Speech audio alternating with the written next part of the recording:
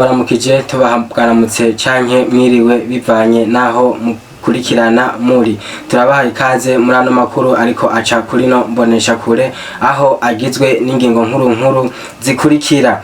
Biravugwa ko abantu bariko bararaba amastati ya WhatsApp canke amarezo sosio cane kurusha uko basoma Bibiliya, nayo ngo ivyaha vya kino gihe ngo ntibicitwa ivyaha kuko bamaze kubihindurira amazina, aho gusambana bitakiri gusambana ahubwo ngo ari kurya umwana canke kwiba ari ubwenge. Nayo ibibanza bimwe bisigaye byarasubiriye amashengero kuko ngo abantu ku misi y'Imana usanga bari mu makrebe, mu makaraoke no mu masale de sport aho bogiye gusenga.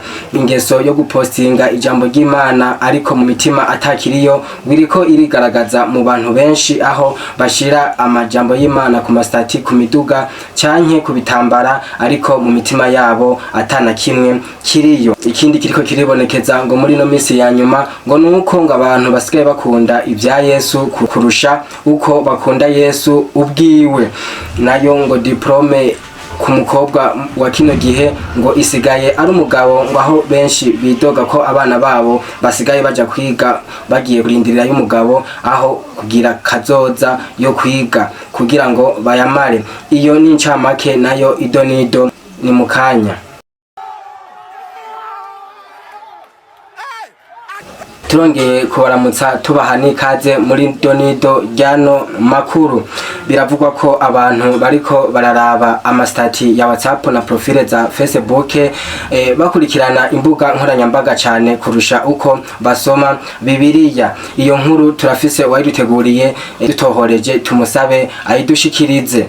Ubushakashatsi buruka kugirwa n'umwe mu basomyi ba Bibiliya burerekana ko abantu benshi basoma amastati ya WhatsApp n'amaposte ya Facebook buri saha, ariko Bibiliya bayisoma rimwe mu kwezi. Ivyo vyasohotse inyuma yuko Zaburi y'119 ku murongo w'105 ivuze ko ijambo ry'Imana ari itara rimurikira ibirenge vy'abantu n'umuco w'inzira zabo, yamara bakaba bahise mu kugendera mu mwijima wa internet. Nayo umwe mu basomyi ba Bibiliya ugakebura abantu ko boreka gusamazwa n'ivy'iki gihe, yamara bakaganira n'Imana biciye mu ijambo ryayo.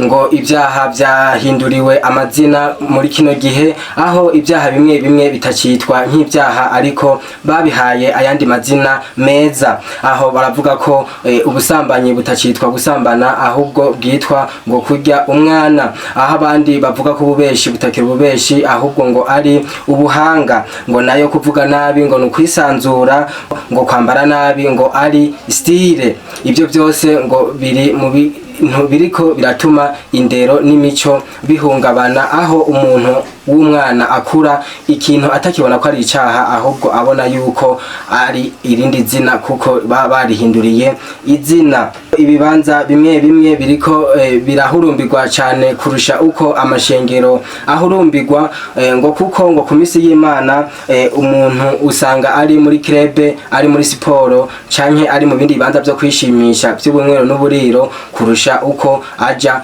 gusenga. Ingeso ngo yo gupostinga ijambo ry'Imana kuryandika ku bitambara no ku miduga iriko iribonekeza cane, kandi mu mitima yabo bantu babikora ngo atajambo ry'Imana riba ribirimwo. Biragaragara neza yuko iyo ngeso yerekana ko umuntu yakijijwe kuko ariko postinga canke yandika ijambo ry'Imana kandi mu mutima wiwe atakiriyo. Reka dusabe niyo nkuru uwayidutororokanirije ayidushikirize. Paulo amenyesha amashengero ko ingeso yo gupostinga ijambo ry'Imana ku mastati, kwandika ijambo ry'Imana ku miduga canke ku bitambara bitesha agaciro agakiza, kuko bayashira aho hose ariko ku mitima yabo atayariyo.